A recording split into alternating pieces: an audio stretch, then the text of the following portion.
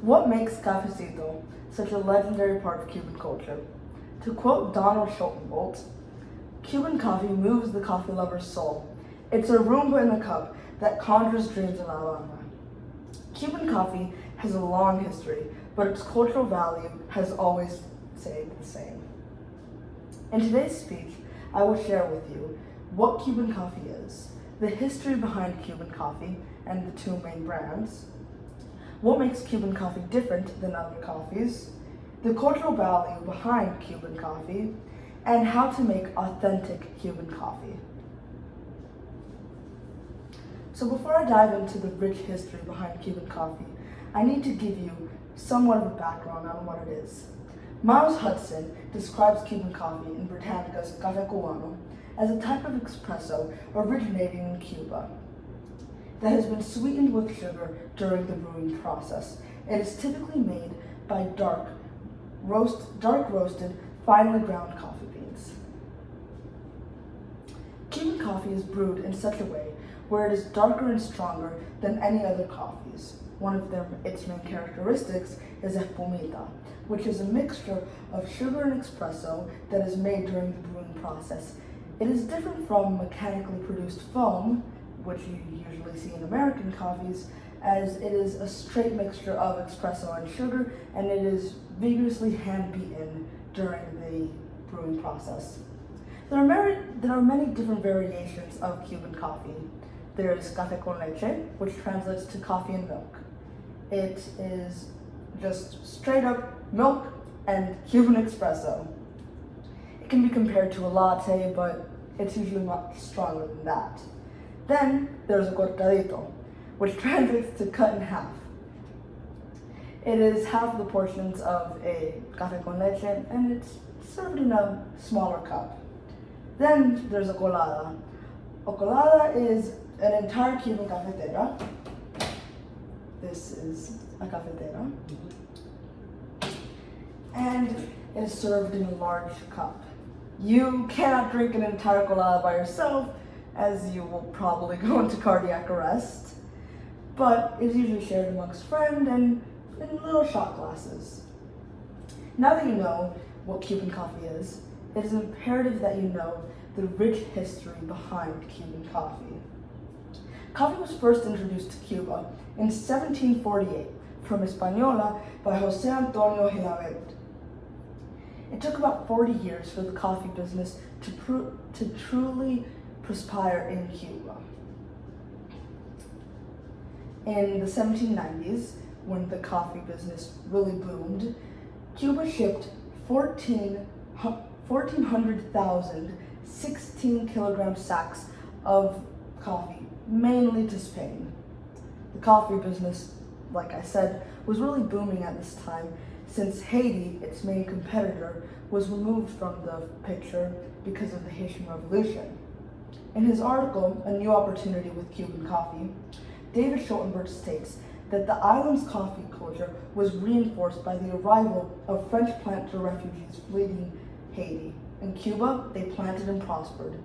In 1840, Cuba exported 530,360 kilogram bags of coffee, which is a lot of coffee. Fast forward about 30 years to 1868. It's the 10-year war, and Cuba is fighting Spain for its independence. Cuba's coffee business was ruined. Less than 10% of the coffee farms in Cuba were in production. However, the positive impact of this war was the Pact of Zahón. It ended slavery, which really helped the coffee business, as most of the slaves that worked on coffee plantations continued to work on coffee plantations to make a living. This really helped the business bounce back. In less than 20 years, Cuba started to produce 116,560 kilogram bags of coffee, which, when you see they had less than 10%, that's a good bounce back. However, the 20th century was the eventual decline of Cuban coffee. On February 16, 1959, Fidel Castro, the communist dictator of Cuba, went into power. On July 8, 1863, Cuban coffee and everything else made on the island became contraband in the United States. By 1990, Cuban coffee represented less than 1% of Cuba's exports. Again, in 1990, Cuba didn't have enough coffee for home use. Coffee on the island was replaced with chicharron, which is a chickpea-like substance and is what is to this day used to make coffee. Nowadays, there are two main Cuban coffee brands that are used in the States. One is Café Bustelo and the other Café Pilón. I actually have some Café Bustelo here with me. Here's what it looks like. You can always see it on the coffee shelves with its bright yellow branding. And that's actually one of the reasons why they have yellow branding, is so that it's bright and you can see it from anywhere. Café Bustelo and Café Pilón have a very rich history, which is almost as rich as their coffee. Let's start with Café Bustelo. To paraphrase Café Bustelo's article, Café Bustelo History, in the early 1900s, Sergio Bustelo went to Harlem, New York from Spain. He visited many Latin countries, including Cuba, and he was really inspired by the espresso in Cuba. He made his own Cuban espresso-style coffee, inspired by Cuba's coffee. In the 1920s, Bustelo began to sell his own hand-ground coffee to local theater patrons in New York. And then in 1928, he was able to open his first storefront on Fifth Avenue in New York City, called Bustelo Coffee Roasters. Then in the 1930s, Bustelo went door to door, selling Café Bustelo to local bodegas and other little stores in New York. In the later years, Bustelo got married to a Cuban woman, went down to Miami, opened up his storefront there, and eventually spread across America. Now for the very inspiring story of Café Pilón. To paraphrase Café Pilón's article, The Origins of Café Pilón can be traced back to 19th century Cuba. The Bascuas family originally owned Café Pilón, and it quickly became the most popular coffee on the island. In the 1930s, another brand became somewhat popular on the island. It was called Café Soto. It was owned by Pepe Soto, and he began to gain a little bit of recognition, but Café Pilón always became, it was always the number one coffee brand. Although the two brands were competitors in the coffee business in Cuba, they eventually helped each other and their families escape Cuba due to the Castro communist regime and help each other escape to Miami in the 1960s. To quote the Café Pilón article, despite having little money and not speaking the language, Pepe Soto set off to do the one thing he knew best, el café cubano.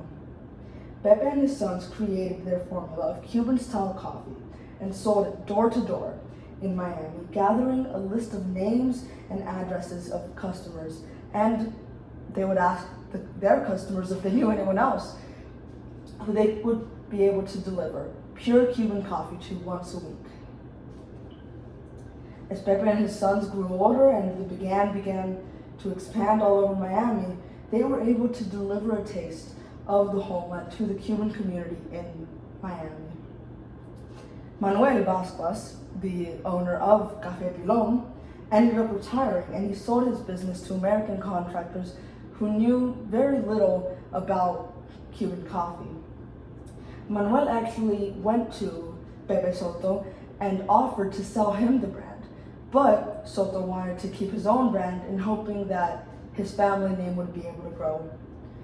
Eventually, Pepe Soto bought the Café Pilón brand, knowing it would be better for his family and the business would grow even more. Now, what makes Cuban coffee so much different than other coffees? Well, to start with, it is much stronger and darker than any other coffees. It is brewed in a cafetera, which is shown here. and it is usually used with a blend of Robusta and Arabic beans, which really makes it a lot richer. Now I'll share with you how to make café Cubano. So you're going to start with the cafetera. You want to unscrew the top and put water in this bottom compartment, and then Cuban coffee here. You're going to want to screw back on the top and put it on your stove on high. You're going to wait a few minutes and wait for the coffee to eventually boil up, as there's coffee in this compartment down here, which needs to boil into where the coffee is, which eventually boils into this top compartment where you pour it out and serve your coffee. Then for the espumita, you're going to want to get a measuring cup and pour a little bit of sugar in it, depending on your taste, which I like my coffee very sweet. You're going to want to put however much sugar you really want. You usually want it to be just pure white sugar, but you can use whatever you want. So then you want to pour the first couple of drops of the Cuban coffee into the sugar, and you mix it up. And I'll give you a more hands-on explanation in a few minutes. What I really love about Cuban coffee is it's a very cultural experience. My grandmother taught me how to make Cuban coffee, and her mother taught her how to make Cuban coffee, and it's a generational experience that gets passed down through families. And even though this is how we've been making Cuban coffee since the 60s, probably even earlier, we make it the same way to this day. While we have all these fancy machinery, and I'm sure there's a way to make Cuban coffee a lot easier than this, this is how we've made it, and it's how I'll teach my kids, and I hope my kids will teach their kids. Because it's more about the culture than the process. And it's something that I really hold near and dear to my heart. So if you want to make a café con leche, this is where you would heat up some milk. So would you guys like café con leche or just straight up coffee? Straight up coffee. And you? Straight up. Okay. Cafecito. So now we're just going to wait until the first few drops form. So now our first few drops have spilled over. We're going to want to go over here and pour it into our sugar. Now, with a fork or a spoon, I like to use a fork, we're going to want to vigorously mix this until we get a paste-like substance.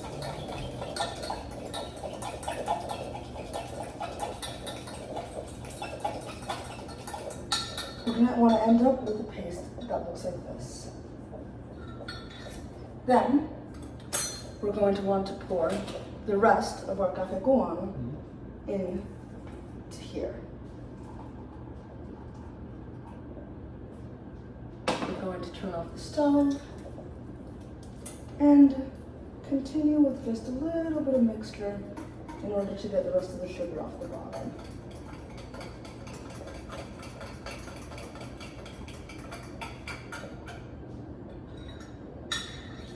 You're going to end up with a coffee that looks like that and a rich foam on the top. Now, you're going to want to get 2 cups, because there's 2 of you.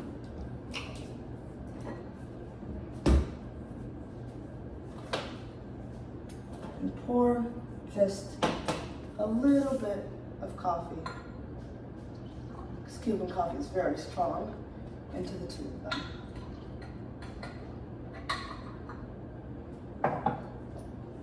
And there you go. Thank you.